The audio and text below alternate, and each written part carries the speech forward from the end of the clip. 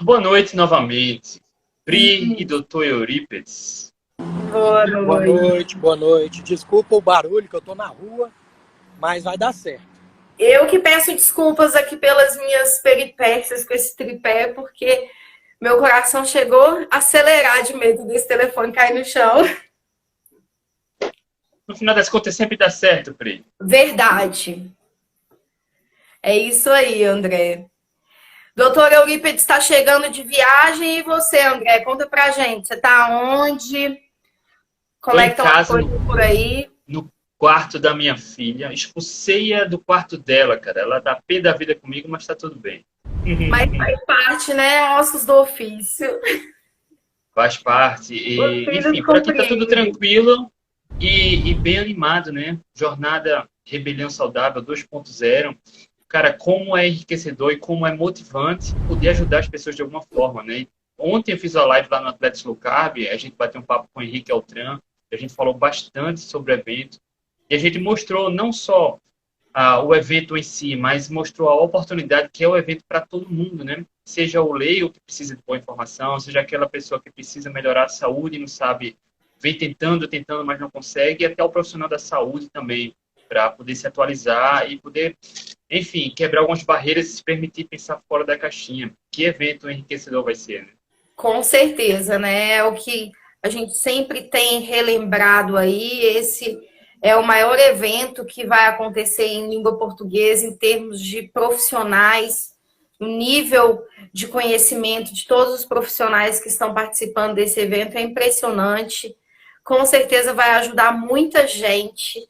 As pessoas que ainda não tiveram a oportunidade de comprar, aproveitem enquanto a gente vai aguardando aí. Daqui a pouco o Eduardo Rodrigues vai estar com a gente também. Enquanto a gente aguarda ele chegar e vai conversando, você já corre lá, compra seu ingresso, porque hoje é o último dia, né, para o preço promocional de primeiro lote, que está super barato. É impressionante como um evento dessa qualidade está de uma maneira tão acessível a todos os bolsos, né, gente? Não, com certeza vale o investimento, porque o tanto de informação que a pessoa vai adquirir de pessoas que já estudam vários assuntos a fundo há muito tempo. Então você vai juntar, fazer um pot-pourri ali e vai mastigado para você, gente. E outra, você vai poder tirar suas dúvidas, porque o evento é ao vivo. Parece que vai rolar uma mesa redonda no último dia para Você vai poder fechar os reassistir quando assuntos. você quiser, porque o acesso, né, ele permanece aí. Então, se você. Porque ser ao vivo é uma vantagem enorme, mas muitas vezes a pessoa não consegue assistir ao vivo. E é bom ela saber que ela vai ter também esse acesso depois, a qualquer momento, né? O material incrível, com PDFs, as aulas passando junto com o participante, mais ou menos no estilo, né? Que foi a primeira jornada. E isso é sensacional, porque proporciona uma visualização melhor, uma compreensão melhor também. Fora essa mesa redonda, né? Que foi um super bônus que o Henrique teve a ideia de colocar, que eu achei sensacional. Não, com Vai certeza. ajudar. Vamos lá. O que o André está preparando para a gente aí? Conta sem dar muito spoiler, como é que vai ser a sua palestra? Ó, o que eu posso adiantar, tá? A gente vai mostrar muito do que a boa ciência fala e como pessoas normais e atletas de alto rendimento podem se beneficiar com abordagem baixa em carboidratos. Tá buscando o principal, que é a eficiência metabólica. Porque por mais que a gente veja lá no programa Atletas Low Carb, já há 3 anos, atletas melhorando a composição física, saúde, diminuindo a incidência de lesões, parando de tomar remédio muitas vezes e ganhando performance. Tá? Atletas que vêm ganhando pódios constantemente. E a gente vai mostrar exatamente o que a boa ciência traz, como aplicar na realidade e mostrar casos reais de pessoas comuns e atletas de alto rendimento, como eles otimizam a performance esportiva e a saúde ao se libertar das dependências de carboidratos. Eu não posso antecipar muita coisa, mas a gente vai, enfim, trazer um conteúdo denso e rico e prático, tá? É isso Pronto. aí, né, André? Porque muitas vezes o que a gente vê são pessoas que se apoiam na atividade física para justificar um alto consumo de carboidrato e muitas delas às vezes não engordam, mas desenvolvem várias doenças, né? E aí acaba que sendo prejudicial do mesmo jeito, porque o excesso de consumo de carboidratos, mesmo para atletas, ele vai chegar uma conta em algum momento, né? Esse excesso demasiado, essa justificativa aí que a galera coloca de que precisa, e ó, o Eduardo chegou. A gente vê muitos atletas aí no final da trajetória doentes, né? Então isso é muito importante, muito importante. Boa noite! Boa noite! Bom, já é para aí a terceira vez que eu estou a tentar pedir para entrar na live. Já tive que fechar e abrir não sei quantas vezes. Sério? Não sei. Dizia que dava eu para tive abrir em casa pedir, agora. mas depois não avançava. Boa, não sei. Boa noite a todos. Boa noite, Eduardo. Tudo bem com vocês? Boa noite, tudo ótimo com você? Excelente. Tudo bom sempre, não nos podemos queixar. A vida corre bem. Ótimo. E então, desculpa lá, entrei aqui a meio, vocês estavam a falar. Isso, continuando o assunto que o André tocou, eu entrevistei ele justamente falando dessa questão aí, da questão do atleta querer performance e o atleta querer longevidade, que as coisas não casavam muito, porque o atleta acaba tendo que desgastar demais. E o André agora está em busca da longevidade, que a saúde ele alcançou, agora é manter e ser longevo, né, André? Eu não sei se todos que estão aqui agora conhecem um pouco da minha história, mas eu fui obeso, sedentário e me tornei uma pessoa bem mais saudável, emagreci 36 quilos e como atleta amador, comecei a me exercitar um pouco tarde, né, com 33 anos, mas já corri várias maratonas abaixo de 3 horas, venci várias provas, me tornei recordista de ultramaratona. E eu me lembro que no bate-papo que tive com o Dr. Eurípides, a gente falou desse limiar, né, de quem busca alto rendimento e saúde. É um limiar meio tênue. E, cara, a gente chegou num ponto que hoje o meu foco está principalmente na longevidade, na saúde. E aí a gente vem mostrando como atletas podem ter um bom rendimento com saúde. Tá? Esse é o foco, porque as pessoas querem um alto rendimento e parece que querem pagar qualquer preço, né, com alto consumo de carboidratos refinados, exercícios descontrolados, de alta intensidade, sem acompanhamento, suplementação, tá? Suplementação como brincadeira, como, cara, uma hora a conta chega, né? E a gente vai falar sobre isso também lá no evento, do porquê dessa cultura forte, né, do alto consumo de carboidratos e o mito que tem sobre isso, porque infelizmente muitas pessoas vêm consumindo muito carboidrato, géis, açúcar, massa, vem piorando a saúde, mas eles fazem muitas vezes por desconhecimento, por ingenuidade, porque acredita que esse é o único caminho para ter bom rendimento. Não é verdade. André, eu acho excelente e, se me permites a minha ousadia, eu acho que quando falamos, muito honestamente, quando falamos em atleta de alta performance e de alto desempenho, e não estamos a falar, e tu és um caso, né? Tu participaste de várias provas, não estamos a falar em alta performance de correr aqui ao fundo da nossa rua, né? Estamos a falar de alta performance de competição. Nunca dá para ser saudável. Porque o desgaste energético, obviamente cada desporto é o seu, né? Mas do ponto de vista articular, tendões, por exemplo, fisiculturismo, tendões, articulações, até o próprio coração tem que sustentar um corpo às vezes de 120, 130 quilos, bombear sangue para aquilo, não dá, e a própria frequência de treino assim exige, a quantidade de coisas que a pessoa tem que trabalhar no corpo para promover a performance. Nunca um atleta de altíssima competição vai ser o sinónimo de saúde. É a minha opinião sincera. Agora, o que eu acho que nós precisamos de fazer, e que é o trabalho que estás a fazer, pelo menos é a ideia que tu me passas, é, dentro do que é ser atleta, encontrar a melhor forma para minimizar o desgaste e a sobrecarga que isso acarreta para nós, seres humanos. Porque é um bocado aquela velha máxima que é fazer musculação, por exemplo, faz bem. Mas fazer treinos bidiários sem repouso e agachar com 300 quilos aos ombros, pá, não há nenhuma coluna que aquilo faça bem, né? Mas lá está, pois para um fim, seja halterofilismo, seja fisiculturismo, seja lá o que for, que seja o contexto, é necessário às vezes, né? Mas é em prol de um fim. Então eu acho que é super necessário nós alertarmos essa situação, inclusive nós na Noakes Foundation, onde eu sou consultor e sou certificado, o próprio professor Tim Noakes, ele hoje por acaso acho que já não corre em contexto de prova, mas sempre fez também corrida, e ele próprio também acabou com uma vida inteira enquanto professor, médico, especializado em alimentação, performance desportiva, com vários livros e trabalhos publicados nesse sentido, onde ele defendia fortemente a grande carga de carboidratos e de glicose que era necessária.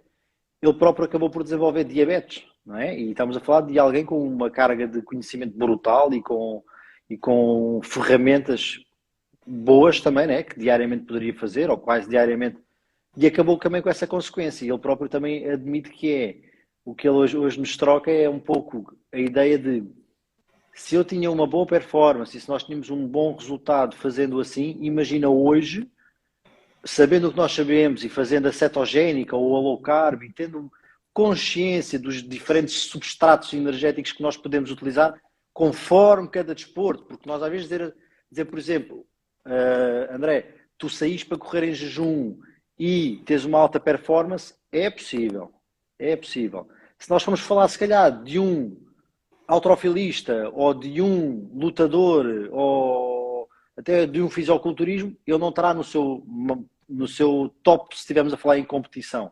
Né? E é um bocado isso que o professor Tim Noakes passava-nos também, que era a ideia de hoje conseguimos entender isso e conseguimos trabalhar o atleta de forma a maximizar o resultado, mesmo dentro do próprio desgaste e da sobrecarga que todo o atleta sofre, mas com menor impacto na saúde. E ele tem esse caso que é, diversos atletas acabam na sua velhice, né? E se desporto é sinónimo de saúde, um atleta então deveria ser saudável até morrer, devia morrer de velhice mesmo, e não é isso que a gente vê atletas, o futebol então é um exemplo brutal, que diabetes, hipertensos, acabam com obesidades, síndrome metabólicos e por aí vai, né? E acho que essa abordagem que tu tens e essa visão que tu tens é muito necessária mesmo, é mesmo muito necessária, porque lá está, hoje cada desportista está disposto a pagar um preço pelo que quer atingir no desporto, não é?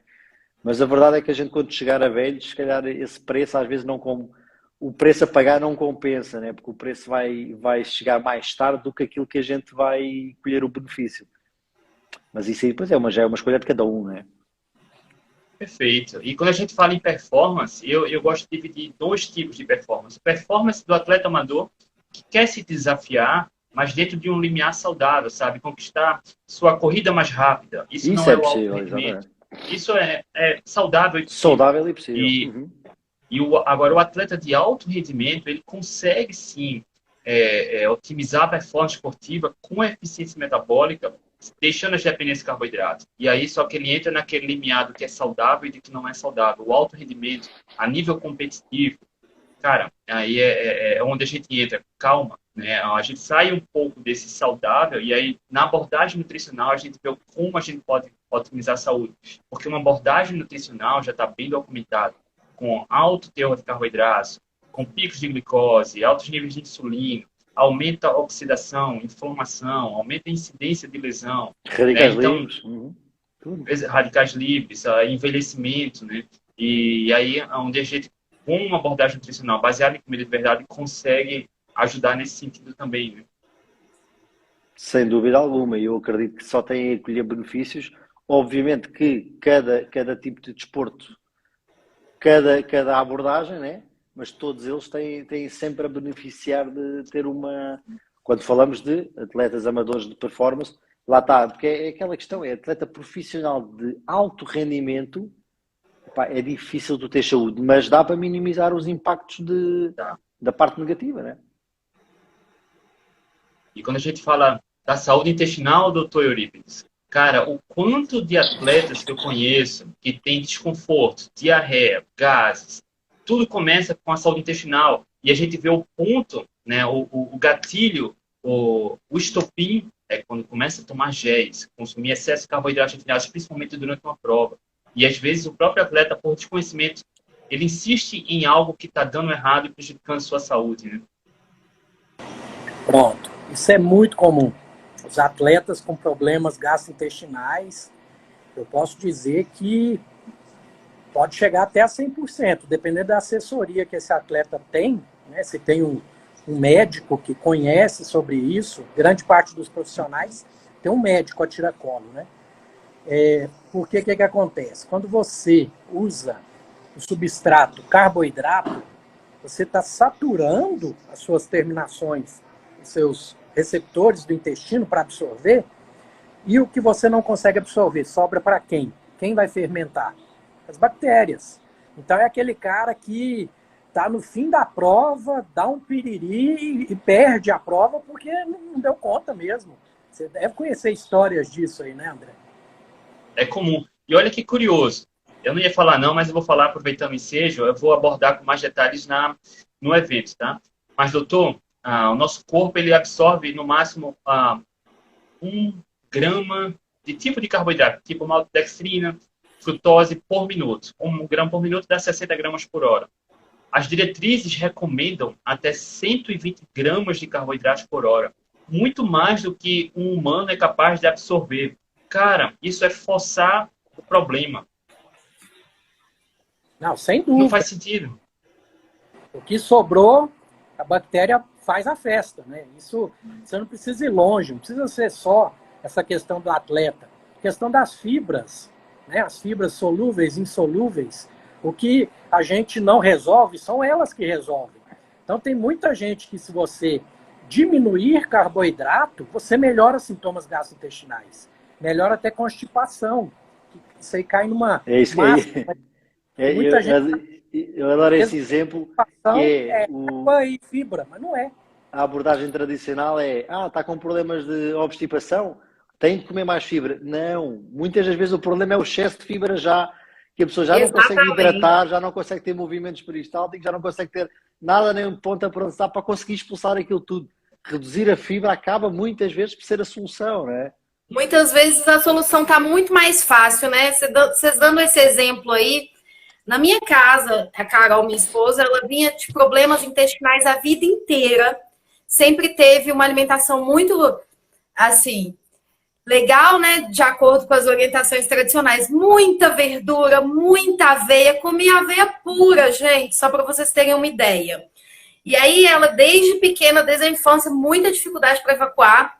Aí a mãe tacava fibra e ela, depois de adulta, também comia mais fibra, comia mais fibra. Quando a gente começou a se relacionar, eu comecei a pesquisar, eu falei, por que você não faz uma experiência? Faz uma dieta mais carnívora aí por uns dias e vê como é que seu intestino funciona.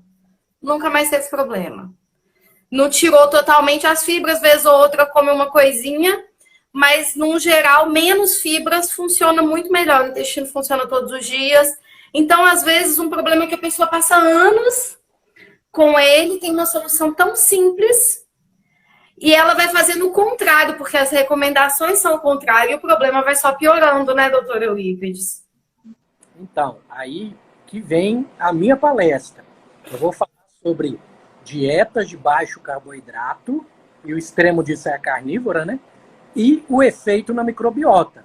Eu vou começar lá dos homens das cavernas, vou trazer até os dias de hoje, para mostrar para o pessoal a questão da individualidade. Nem tudo é para todo mundo, inclusive a carnívora não é para todo mundo, tem gente que não vai se adaptar, né?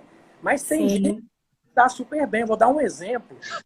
Síndrome do intestino irritável. Um dos critérios de tratamento, das estratégias, é retirar os FODMAPs, que são nada mais do que carboidratos fermentáveis que não absorvemos e as bactérias que fermentam. Qual que é a dieta que é praticamente zero FODMAPs? Carnívora Carnívora sem queijo. Carnívora sem queijo, sem leite. Pronto. E tem muitos pacientes que melhoram muito e seguem essa vida. Pronto, aquilo é para ele. Ah, doutor, e o temal? Ah, doutor, e os marcadores inflamatórios?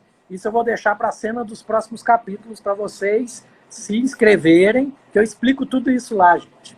Doutor, deixa dar aqui uma dica que eu agora lembrei-me, se calhar para quem nos está aqui a acompanhar é bastante útil, e eu adorei esse exemplo que o doutor deu, e vou tentar dar aqui uma visão diferente, só para as pessoas conseguirem colocar em vários contextos, que é, muitas vezes a pessoa tem um problema e é a própria pessoa que está a causar aquele problema. Ou por deficiência nutricional, ou porque algum alimento, algum estilo de vida é competidor com a própria parte da absorção, ou de stress, ou de cortisol, o que é que seja. E eu costumo dar um conselho que deixo aqui na live, que é uma dieta carnívora, mesmo que não dê para toda a gente no médio e longo prazo, ela tem uma coisa espetacular na minha opinião e no que eu vou observando diariamente, que é, ela consegue praticamente zerar todo e qualquer alimento que pode reagir ou pode causar alguma alteração no nosso metabolismo. E depois, assim, dessa forma, a pessoa consegue recuperar ou consegue criar um cenário mais provável de conseguir identificar o alimento que está a reagir. Porque a pessoa faz uma carnívora, dá aquela zerada, mas é uma carnívora bem feita, não é? Aquela carnívora com creme de leite, refeições que a pessoa só come queijo e pronto. Salsicha. Não, é carnívora, salsicha, exato. É carnívora bem feitinha, bem zerada. E depois então a pessoa vai experimentando. Talvez até tem ovos, né, Eduardo? Dependendo do grau de... Olha, eu sinceramente, o doutor se calhar agora consegue ajudar mais do que isto, mas na minha opinião e no que eu costumo ver, raríssima a pessoa que tem problemas de ovo. E quem tem É porque eu passo por isso aqui em casa, mas normalmente quem tem alergia à proteína do ovo já está diagnosticada há muito tempo. Já em criança a coisa é diagnosticada, geralmente. Nossa, então, demorou demais. A pessoa em adulto já saberá isso. Foi justamente eu fui enfiando o ovo nele, ele foi piorando, porque eu tirei glúten, tirei leite, tirei um tanto de coisa e fui enfiando o ovo no menino e ele foi piorando, piorando. Graças ao doutor Adolfo é que a gente conseguiu chegar no diagnóstico. Passei em vários pediatras aqui na minha cidade, não conseguia chegar a isso, e aí quando a gente descobriu que era o ovo, foi uma salvação, porque é um intestino bem difícil. A minha filha tem, mas é só ovo de codorna. Cara, quando ela come, ela não para de vomitar. Não para. Meu filho é diarreia. Deixa eu polemizar um pouquinho a situação, então. Aquela pessoa que talvez não deu certo com a carnívora, será que, primeiro, está mastigando corretamente? Segundo, o estômago está com a acidez correta para fazer essa digestão, está praticando mindful, está comendo com atenção plena, estômago produzindo ácido, as enzimas digestivas dela estão entrando em contato com essa carne para fazer a digestão correta, ou ela está com biofilme ali, bacteriano, que não está deixando ter esse contato. Ou seja, é uma linha de montagem. Está errado lá em cima, não vai estar bem lá embaixo. Então, primeiro eu preciso melhorar a saúde intestinal dessa pessoa, que é o que eu pratico, que chamamos de modulação intestinal, e devagarzinho vai melhorando tudo isso. Até essas alergias, entre aspas, some tudo. É uma coisa gira. E agora lembrei-me de uma coisa que a minha mãe me dizia há 30 anos atrás.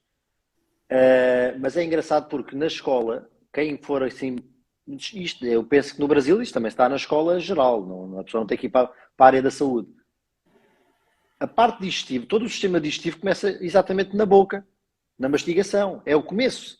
A própria saliva já começa a atuar, né, nessa fase. E a minha mãe, eu lembro de ser criança e eu também mastigava 2 ou 3 vezes e engolia. E a minha mãe dizia uma coisa que é assim, pá, Edu, dentes a gente só tem na boca. Já não vai mastigar mais nenhum lado. Portanto, é na boca que tens de mastigar, não engulas isso assim. Não tem moela, né? Não tem moela igual a galinha. Exato. Doutor, falando em fibras, eu ia perguntar naquele momento, mas não rolou. Fibras são ok, são saudáveis, mas são super valorizadas, né? Cara, porque é consenso geral. Come muita fibra. Teve desconforto, come fibra. Não vai... E de onde vem a recomendação de ter que fazer cocô uma vez todo dia? Pelo menos uma vez. Cara, e quando você come mais proteína, mais comida de verdade, naturalmente tem menos resíduos, vai menos ao banheiro. Isso não é sinônimo de não saudável, né? Muitas vezes é o contrário, né, doutor? Então, eu vou polemizar mais um pouquinho aqui. Não Adoro.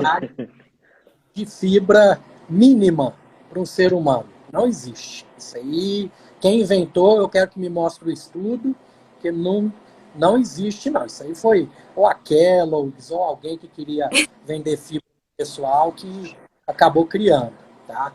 Existe individualidade que eu tenho que respeitar bastante. Cada paciente tem um limiar para fibra, tá? Tem paciente que realmente, se você é uma pessoa que tem uma dieta ocidental, rica em refinados, o que é refinar um alimento? É tirar a fibra. Você tirou tudo que é fibra para ele ter uma absorção alta. Arroz refinado, açúcar refinado, sobra nada de resíduo. Nada entre aspas, alguma coisa sobra, tá? E é uma pessoa que não bebe água, como é que vai formar bolo fecal, gente? Como é que esse intestino vai ter força para empurrar qualquer coisa? Então, nesse pacientinho eu faço o teste de fibras. Introduzo por um mês as fibras, orientando beber muita água, e esse paciente volta, doutor, o senhor tirou com a mão o meu problema. Pronto, detectei erro alimentar, vou mandar para um excelente nutricionista e vai resolver a vida dessa pessoa. 10% dos casos aí envolve obstrução de saída, que aí eu preciso investigar com a manometria no retal, envolve uma atonia colônica, que é um cólon que já não consegue mais empurrar fezes secas, e aí fibra vai piorar mais ainda o problema desse paciente. Então, gente, vai muito além da fibra e água. O processo aí de evacuação, eu sou apaixonado, né? A fisiologia disso é lindíssima. Nessa fase o reto, doutor né? já trabalha com minerais também? Reposição de minerais para facilitar os movimentos? Então, pode usar óleo mineral que você está dizendo? Não, eu estou a falar de magnésio, potássio. Sim, não, magnésio é a molécula, o átomo mestre aí para tudo no organismo. E até na comida de verdade, hoje em dia, pelos solos depauperados disso, faz-se necessário a suplementação. Meus pacientes suplementam magnésio. Eu Você também. não... Porque o excesso de magnésio puxa água para dentro do intestino e vai ajudar a evacuar também. Cloreto de magnésio comprimido, não líquido, porque o líquido vai alcalinizar o estômago e piorar o restante da digestão. Então, comprimidos que abrem no duodeno de cloreto de magnésio, por exemplo. Aí vai do que você quer do magnésio. Tem várias formulações diferentes aí no mercado. Boa. Esse assunto é um assunto que rende muita coisa, né? Mas deixa eu contar para vocês. Eu abri uma caixinha de perguntas, né? Para o pessoal fazer pergunta para a live. Uma das perguntas que mais rolou, eu sei que é um tema que o Eduardo gosta bastante, tem um profundo conhecimento, então já vou jogar para ele, mas vocês dois sintam-se à vontade. Também é um tema que me atrai bastante, porque eu já tive distúrbio alimentar. Perguntaram muito, Eduardo, sobre compulsão alimentar, tá? Sobre como as estratégias alimentares que a gente usa podem ajudar a controlar a compulsão alimentar. Então, eu gostaria que essa foi uma das perguntas mais recorrentes. E como eu sei da tua experiência, eu gostaria que você desse aí uma palavrinha pra gente, pro pessoal que... É assim, eu vou ser bem sincero. Isso é um assunto que não dá para nós discutirmos aqui. Por uma razão muito simples. Se nós quisermos entrar para um caminho de compulsão alimentar, se calhar nós vamos fazer uma live só desse tema e se calhar 2, 3 horas vai dar para começarmos a entender os mecanismos. Até porque existem vários mecanismos. Que conselho é que eu dou? E eu penso que até esta semana, foi a passada, fiz um story sobre isso também de uma seguidora que fez-me uma pergunta dessas nos stories. Compulsão alimentar, ela é multifatorial. Então nós querermos dizer, faz uma cetogénica que passa. Calma, ajuda bastante. mas não quer dizer que seja a solução total do problema. Primeiro, é preciso entender às vezes o que é que a compulsão alimentar tem a sua origem de. A pessoa é uma origem emocional? É uma pessoa com traumas na infância, com acontecimentos recentes traumáticos, e que o escape e o refúgio é a comida? Há um tipo de abordagem aí, mas o tipo de abordagem aí, além da parte nutricional, que deve ser sempre acompanhado com um bom nutricionista, né? Tem que haver um trabalho também de psicólogos, quem sabe psiquiatras, depende, obviamente, do processo clínico, para abordar o problema em si. Eu tenho clientes que levam meses para chegar ao problema e estamos a falar de clientes que foram abusados na infância. E são clientes que desenvolveram compulsão alimentar, desenvolveram o gosto por comer para criar, às vezes, disformidade no corpo, para não serem atrativos aos olhos de outros, para não serem uma ameaça.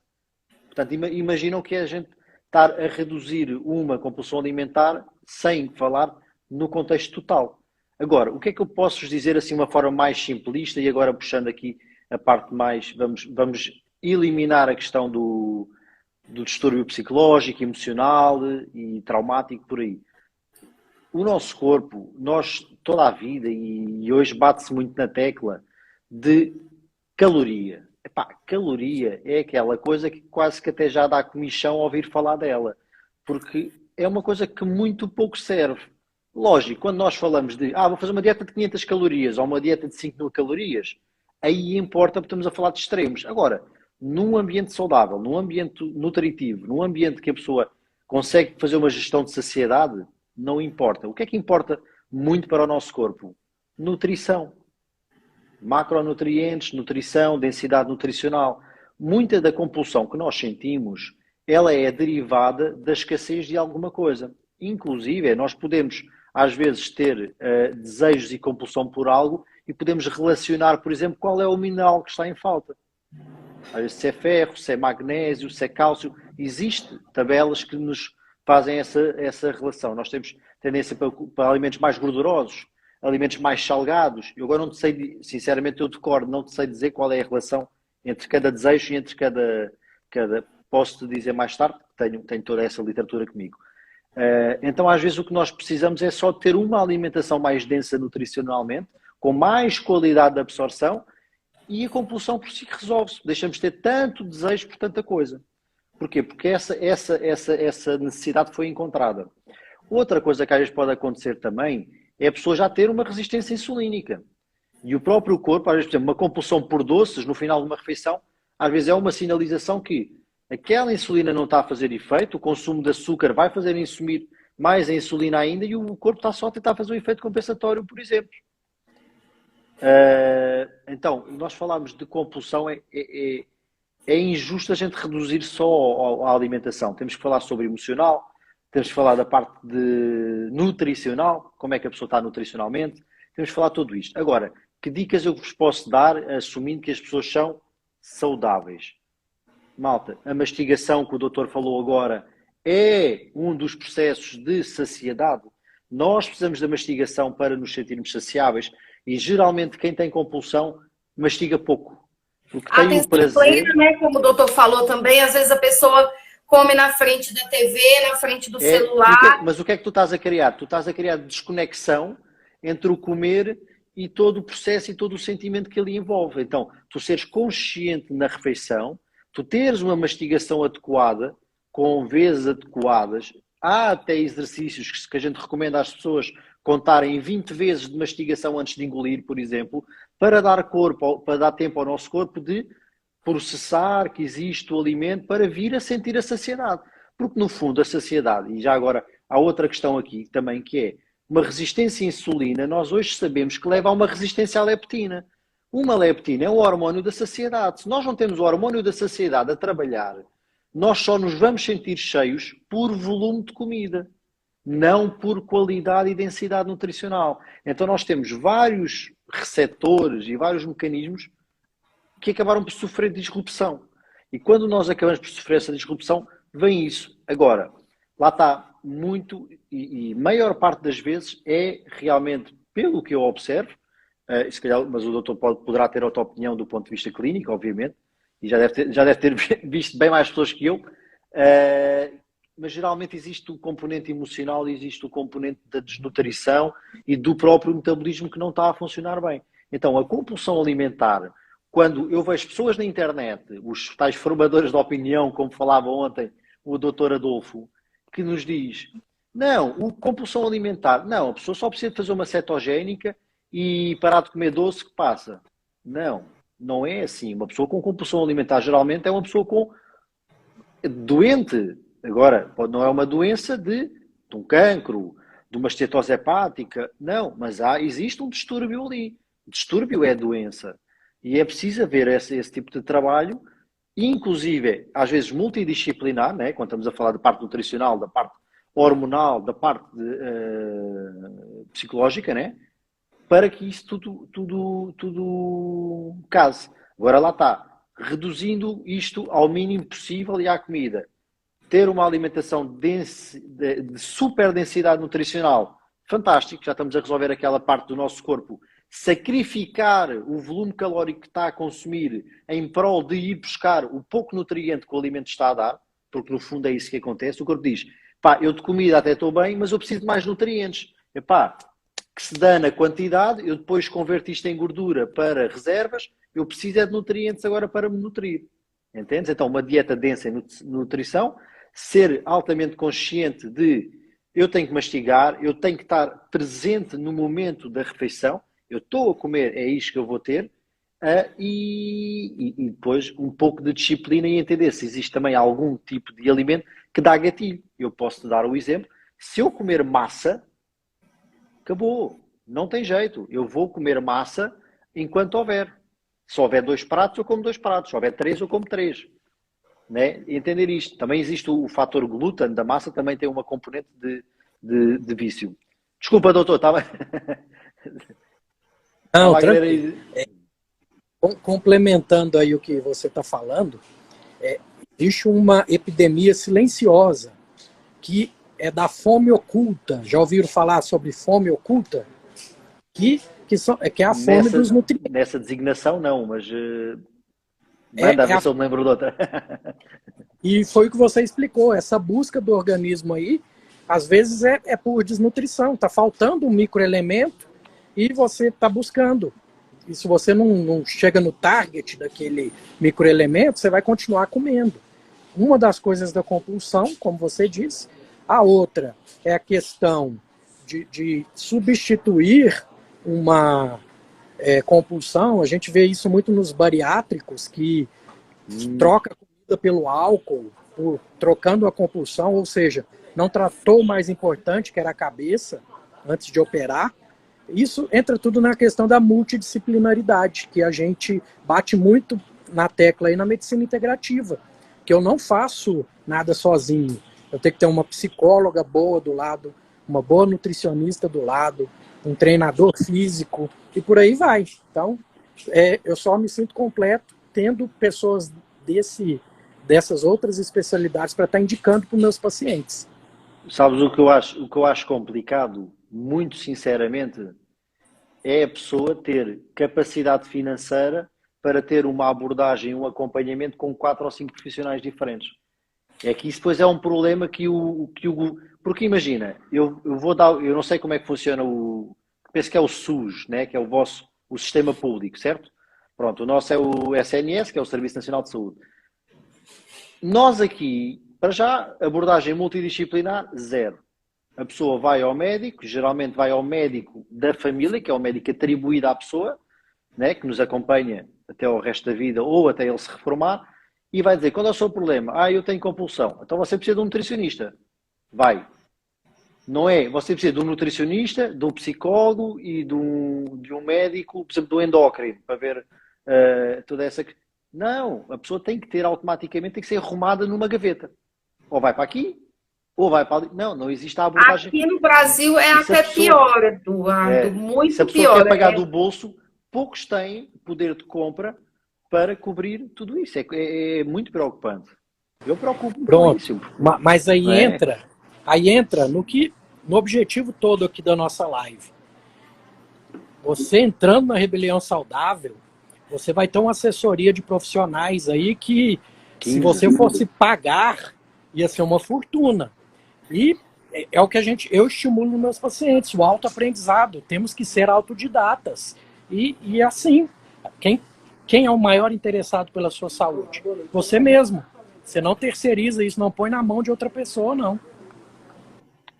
Exatamente. E já agora, aproveitando para dar aqui uma dica boa, que é hoje é o dia que termina o primeiro lote de inscrições, que é aquele preço dado, praticamente dado, para 15 palestrantes, desde médicos, nutricionistas e especialistas de saúde e bem-estar. Então, quem quer se preocupar mais, quem quer gastar pouco e aprender muito e ainda ter acesso, obviamente, à gravação das palestras, que elas ficam salvas por questões de fuso horário e porque as pessoas têm a sua vida pessoal, ainda tem acesso ao grupo também no Telegram, onde os profissionais vão lá estar durante algum período para dar alguma resposta direta a uma dúvida que fique da palestra ou algo que surja entretanto, com a maior das satisfações. Então, gente, eu vou-vos ser sincero, eu nos meus acompanhamentos pessoais, eu não cobro tão barato. E isto é tão barato e são 15.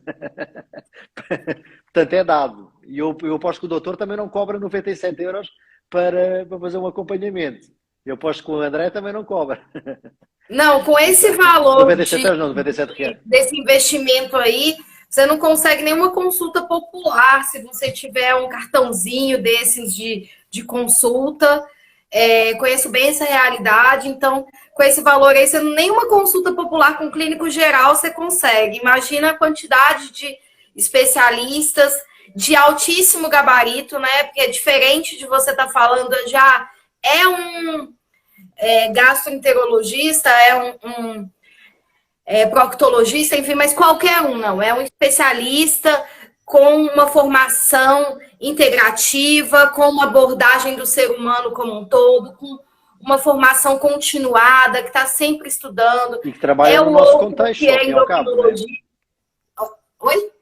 E que trabalha no nosso contexto, de low carb, de cetogénica, e que entende, porque todos hoje em exatamente dia, nós dentro íamos a um da médico mais tradicional falar de atualizada colesterol, ciência, né, Eduardo? é quase criminoso. Uma pessoa fazer uma cetogénica e uma low carb e vai num médico tradicional falar de colesterol, a pessoa vem lá com uma sentença de morte na hora. Porque ninguém pensa em transportadores, ninguém pensa em corpos tónicos, ninguém pensa em colesterol no seu proveito todo. Quer dizer, a pessoa tem que estar no contexto certo. Às vezes não é, porque ele é médico.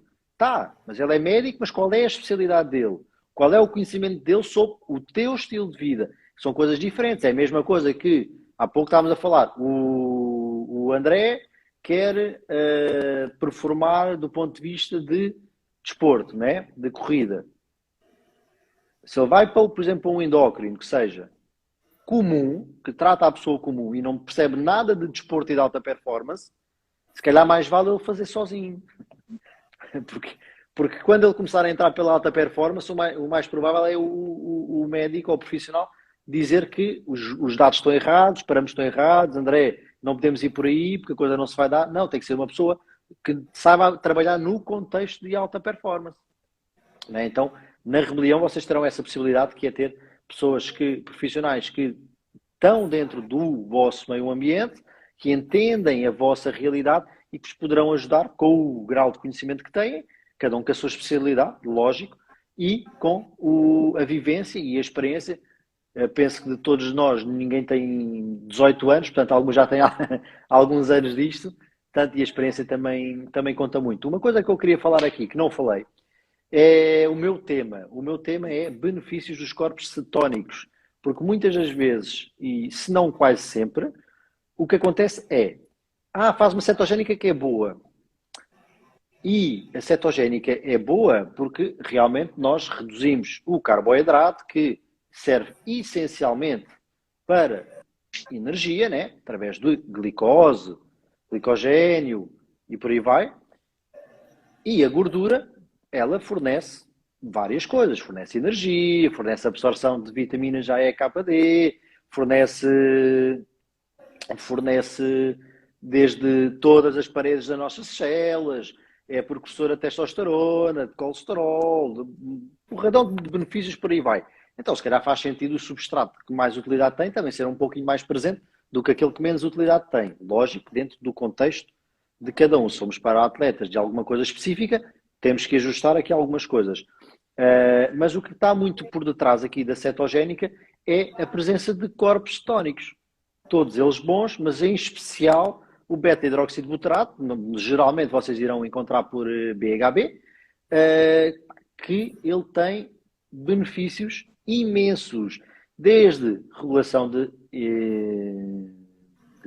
glicose, desde a própria produção simples de energia, que já produz mais 25% de ATP com a mesma quantidade de oxigênio, libertando menos radicais livres, por exemplo. O próprio cérebro é mais nutrido quando casado com glicose, acetoacetato e beta-hidroxibutirato, né? Acaba de fazer ali a tríplice excelente, entre outras coisas que não vamos entrar aqui porque é o meu tema e eu não quero dar a palestra aqui. Mas uma coisa é certa, nós sabemos que a presença de corpos cetónicos, que esta é conseguida através de uma alimentação carnívora, de uma alimentação cetogénica e algumas pessoas com uma alta frequência de treino numa alimentação low carb também, e que nos traz benefícios desde do ponto de vista de sensibilidade hormonal, por exemplo, na nossa tiroide, a nossa sensibilidade às hormonas tiroidianas espetacular, e isto é muito provável não só por testes científicos, mas também por pacientes com hipotiroidismo que são obrigados a reduzir a suplementação por aumento de sensibilidade, o que é ótimo, né? E aplicar a tantas outras questões que a gente depois irá falar na nossa palestra. Isso aí, segura para a palestra mesmo, porque não dá tempo nem de você tentar dar spoiler, a gente já está aí. Eu nem sei como é que vou enfiar tudo numa hora só da palestra, mas vou tentar. Vou tentar. Verdade, é um tema muito amplo. Ainda bem que agora com esse bônus da mesa redonda ao final, então talvez você possa aproveitar o tempo das perguntas, que seria destinado às perguntas, para complementar. Isso é para avançar? Já foi decidido que sim? Sim. Já? Pronto. Vai ter a mesa redonda no 6º dia, né? Quem puder participar, sábado, talvez... Não me lembro a data. 29. É de 24 a 28 o evento, dia 29, aí vai ter a mesa redonda.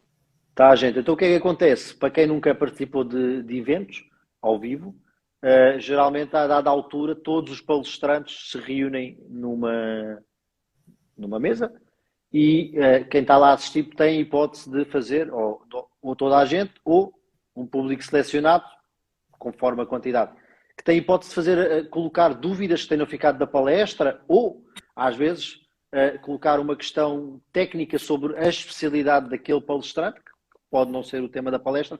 Então, foi decidido aqui na Rebelião Saudável também incluir isso. Então, vocês poderão, no último sábado deste mês, né, de janeiro, contar com todos os palestrantes, a não ser que um ou outro, por motivos pessoais, não possa estar presente, colocar as vossas dúvidas sobre a palestra e uma ou outra coisa que seja oportuna dentro do nosso contexto, lógico, ninguém vai passar planos nutricionais na mesa redonda, tirar dúvidas com toda a gente. Então fica mais um bónus ainda para quem for assistir à Rebelião Saudável. Pelo menos no meu perfil vocês têm lá o link para acesso direto. Então, se quiserem lá ir, estão à vontade.